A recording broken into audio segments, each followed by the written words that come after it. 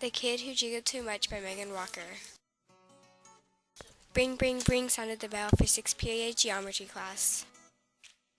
It was an easy walk from lunch to geometry since it was just down the hall, but I tried to hurry to get there as quickly as possible so that I could actually read and answer the warm-up before the kid named Casey got there.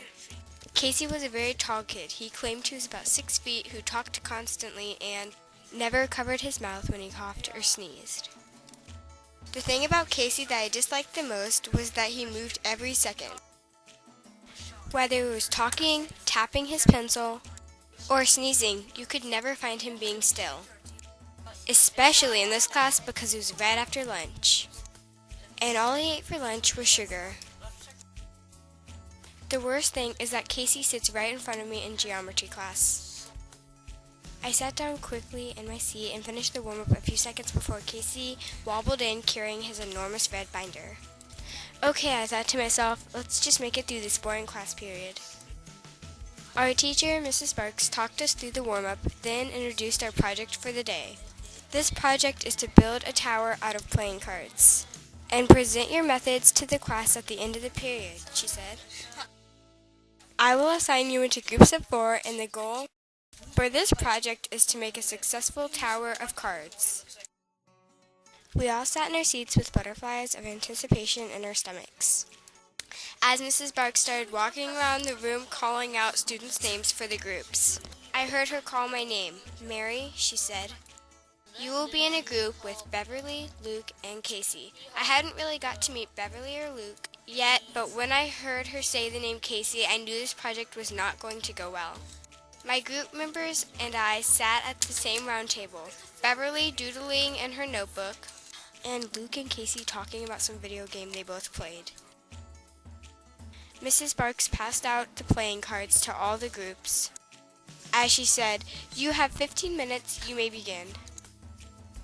The playing cards were set on our desk as Beverly continued doodling, being oblivious.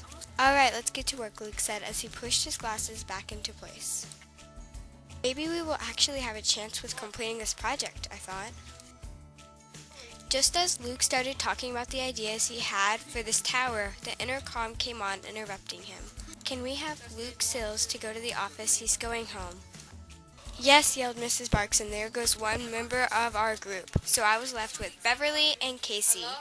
The first 5 minutes were like talking to air because nobody was listening to me, but finally I got their attention. Since I knew how much Casey loved to move around, I let him draw out the design of our tower instead of building it since he didn't really care.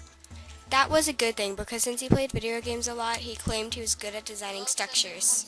Beverly, on the other hand, loved to doodle and draw, so she put her patience and artistic skills to work when building the tower of cards.